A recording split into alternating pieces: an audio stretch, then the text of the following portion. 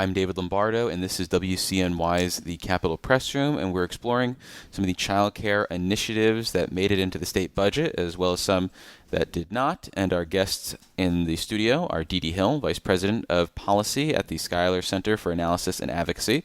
Thanks for making the time again, Dede. Excited to be here. And we're also joined by Marina Marcou-O'Malley, Co-Executive Director of Alliance for Quality Education. Welcome to the show, Marina. Thank you for having me. So I want to start with what was definitely the big headline coming into this year's state budget, and that was the planned investment in child care subsidies, with Governor Hochul looking to spend billions in additional dollars across the state, including in New York City. What's the significance of those dollars in terms of access, especially for low-income New York families? This is truly a historic expansion to the Child Care Assistance Program. The budget includes an additional $1.2 billion in child care assistance, which represents a 65% increase in the program compared to last year, bringing total cost to about $3.3 billion. And I would also highlight that included in this expansion is some supplemental dollars that are available right now at this moment for the 32 counties outside of New York City that are running wait lists right now because they have run out of child care assistance. And then in New York City, there are about 25,000 children who are on a wait list for child care assistance, also due to inadequate investment. So with these supplemental funds and the new recurring funds, if we push this out really quickly, we could see an end to the wait lists in most parts of the state really quickly. And we could see families, parents getting back to work, children getting into summer camp, and really sort of turning a moment of crisis for many communities and families into the first step to universal childcare. So, if we push this out really quickly, though, that expression seems to be significant here, because it is one thing to say, hey, there's dollars in the budget. It's another thing to say that that money is accessible, it's going out timely, and not necessarily with strings that will make it harder or less useful for communities to use. So what about that part where the rubber meets the road? Are we concerned at all about the money that's going out for things like the Child Care Assistance Program that's administered by local governments? Another moment to celebrate this budget. There was movement in the budget during the budget process such that the supplemental child care funds for counties outside of New York City, there was a change made to make it actually more accessible to counties. And the only thing that we are waiting for right now is for guidance to be released from the state telling counties how they can access these funds, and also telling them exactly how much money they can access, which is really critical because they have to make sort of long-term plans for how many families they can actually serve for the 12 months that they're required to serve them. So and with this late budget, any further delays are really causing real pain in communities. And in particular, we are about a week or two from the end of the school year, and that is the beginning of the summer scramble that any parent, anyone who has parented children, particularly school-age children, but also young children, their pre-K ends, the school ends, and then suddenly you're left with the summer months where parents still have to work, children have nowhere to go, and CCAP, child care assistance, is what many families rely upon to cover those summer costs. And right now, many families in many communities are on wait lists waiting for the state to just push that money out to the counties. And this is a good moment to just say that CCAP actually applies to all children, eligible children, up to the age of 13. So it is not only for little ones, it's not only for toddlers or young school-aged kids, but also for middle schoolers, because our 11-year-olds, 12-year-olds oftentimes cannot be left alone, especially for the entire summer while parents are working. So, and counties know how to move fast, have done it. Many counties have done it, have given out the CCAP money to certified families. So the state also can move a little bit faster now, just waiting for that. When we talk about eligibility, though, for something like the Child Care Assistance Program, what sort of economic threshold are we talking about here? Because my understanding was we're thinking really low income families, right? This isn't something that is necessarily going to impact the middle class, for example, right? No, it actually, eligibility right now in the CCAP program goes up to $110,000, even higher, for a family of four. So That counts as middle class now? it depends where you live, I guess, right? That's tough in Saratoga County, where I'm from. Yeah, yeah, of course. And that is much better than what it used to be, for sure. And it helps a whole bunch of families. It can help a whole bunch of families. And it would also push things along to, the more we give out childcare assistance and make it more accessible to families, if we invest more money, we can increase eligibility, and eventually our goal is to not have means testing and make it universal. That's what truly universal childcare means, right? To not have any means testing programs and actually invest in that so that all families are eligible, are able to access a program.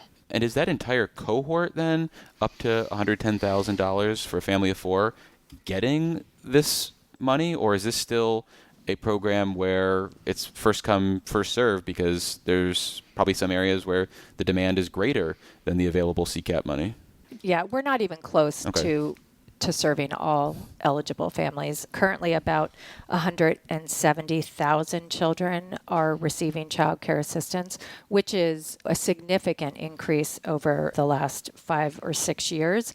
But when we look at all children in, and as Marina said, child care assistance is available for children 0 to 13, and about 650,000 children live in low-income families where all parents are working.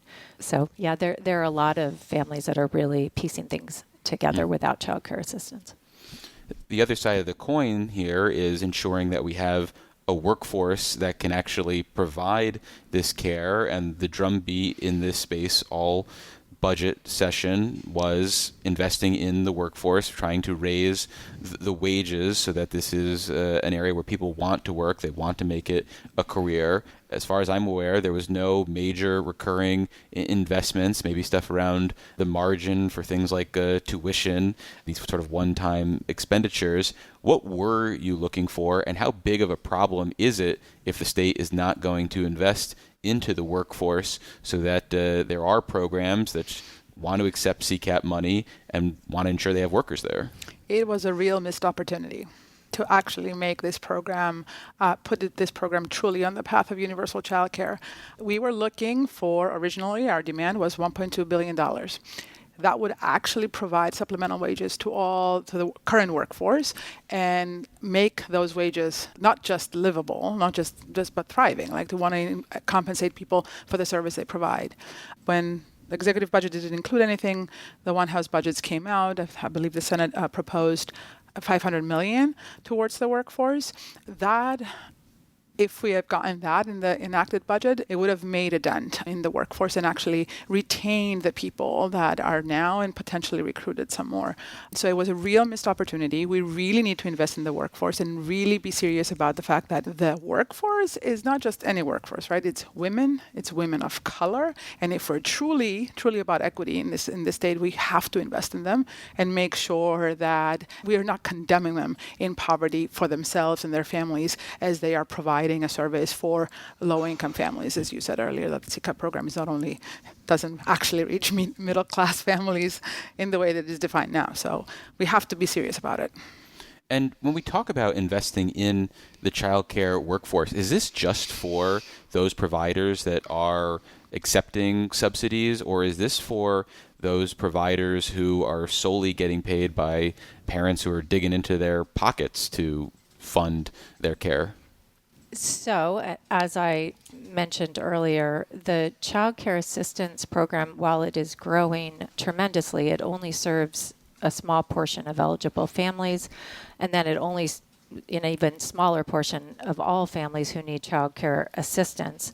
And at the provider level, it is the case that there are some providers who serve only child care assistance families, but for the most part, they're serving a range of families, and many of them are paying out of pocket. Some have child care assistance. And so that is also why we have seized upon creating a workforce fund that is separate from the child care assistance program as a means to raise wages.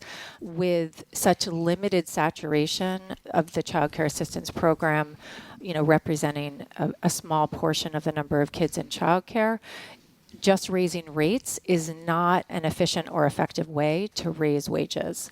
Because again, if 20% of the children in your child care program are receiving child care assistance, even if you raise the child care assistance rates a really significant amount, you're not going to be able to raise wages for all of your workforce through that rate hike. The other thing that's really important is the way under current law, if rates are raised, providers cannot charge private pay families less than the child care assistance rate. And so we could find ourselves in a situation if rates are the way that we try to raise workforce wages, while we still have this mixed system where many parents are paying out of pocket, then that's going to lead to increased tuition for middle class families who cannot afford to pay more. And then with the status quo, what's this going to mean for the availability of providers moving forward? Because it's going to be another 9-10 months before we get another stab at a budget that includes funding for workforce. So what does the interim look like? Well, that remains to be seen.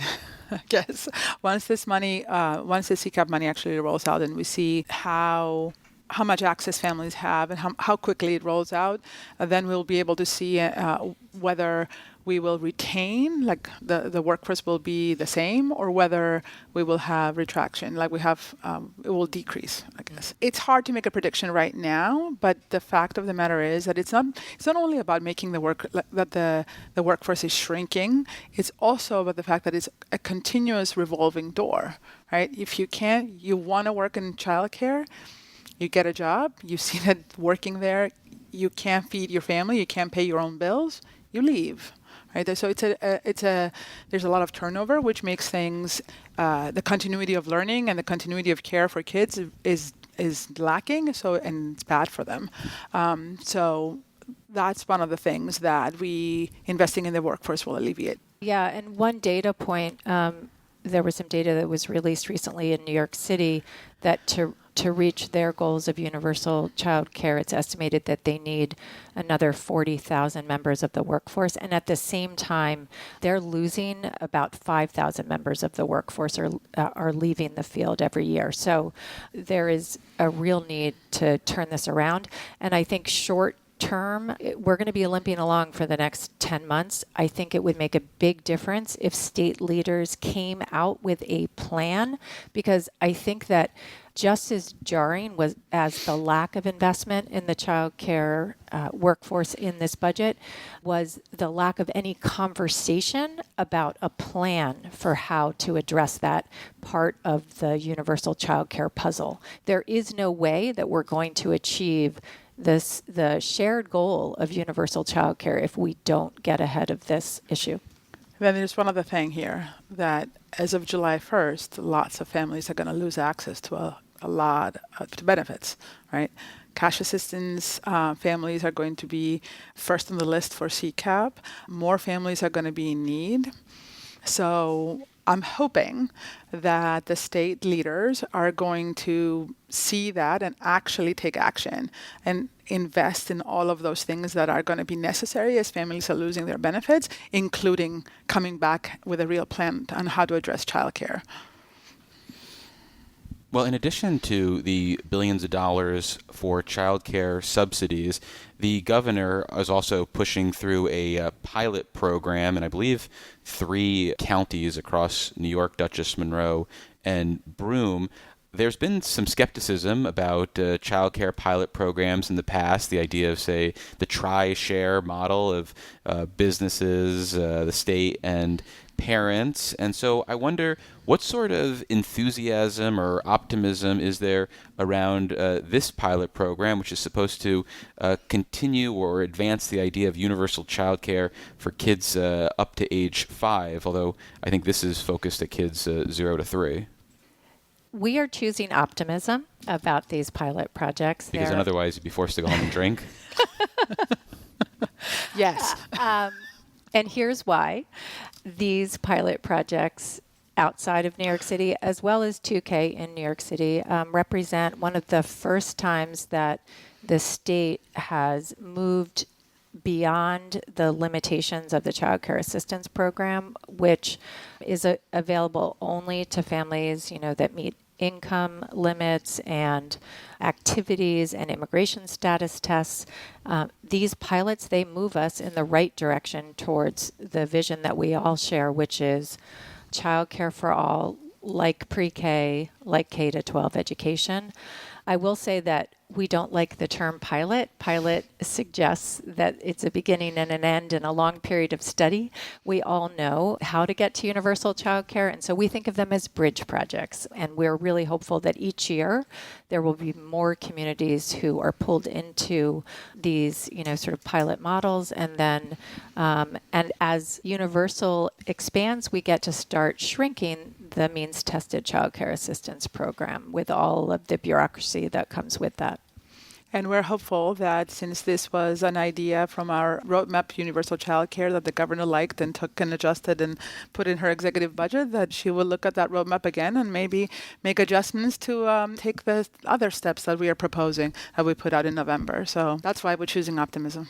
Well, this pilot program, though, is my understanding, comes with a price tag of about $60 million, which I have to imagine is on the lower end of some of the things on the roadmap. So are there other small plate type choices on this menu that the governor could choose from? Or is she going to have to start ordering large plates soon that have a bigger price tag but might be more filling, if I continue my menu metaphor? This is just like an appetizer of the appetizer, sure. Right? It's like, are there other starters to consider?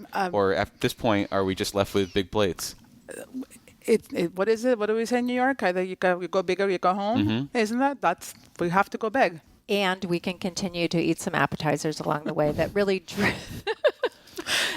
drive equity. Dede loves a good tapas slice. I really do. Lots of little plates. And so also on our wish list is to increase the child care assistance rate for children with disabilities and developmental delays. There was a bill that didn't have enough time to make its way through the process this year, but that's a top priority. There's also a really important bill that almost got across the finish line that would finally end the practice of tying child care assistance to the exact hours that a parent works, and this really makes That's been vetoed in the past, though, right? 3 times? Yeah, it's been vetoed. There was strong support from New York City, and we think that in this year, this is a year where maybe we would have seen a different outcome.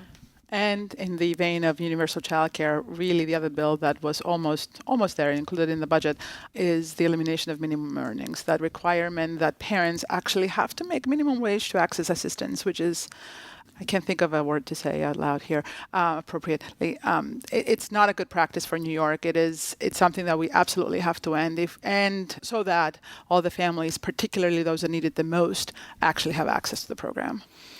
What about the way these programs are run and administered? Is there anything that can be done to potentially lower the regulatory costs so that we're not just talking about spending more money to increase access? Is there anything, what with the governor's focus on cutting red tape, that could make childcare access more accessible moving forward? I'm going to talk about a really important regulatory reform that is actually at a higher level of administration. We have a bill that's being carried by Senator Baskin and Assemblymember Clark. It's called the Child Care Reform Act, and it would shift administration of the Child Care Assistance Program from the county level to the state. The counties would still play a role in enrollment and some of the on-the-ground activities, but this would really address the issue that we're seeing right now with the child care assistance wait lists in some counties and not in others. There's real inequities in how the funding flows. We also see it as a really critical step for creating the infrastructure for universal childcare. We're not going to be able to build universal childcare if we are still having 57 counties in New York City administering the program. So, and there would definitely be savings, cost savings to that, and also an elimination of some red tape. Going apparently hand in glove with the emphasis on childcare is the emphasis from the governor as well as New York City Mayor Zohran Mamdani for pre-K, 3K, and now 2Care. What are you guys looking for on those fronts, and do you see them as part of a broader continuum of care? Yes, the answer to that is yes. We would love to see a continuum of care and education from 0 to 12th grade, to be honest. And we think that pre-K has an enormous role to play here. Pre-K for 4-year-olds outside of New York City is not quite universal, is almost there. Most of the big cities have the majority of the 4-year-olds in programs. It is a joint endeavor between school districts and community-based organizations, so child care providers.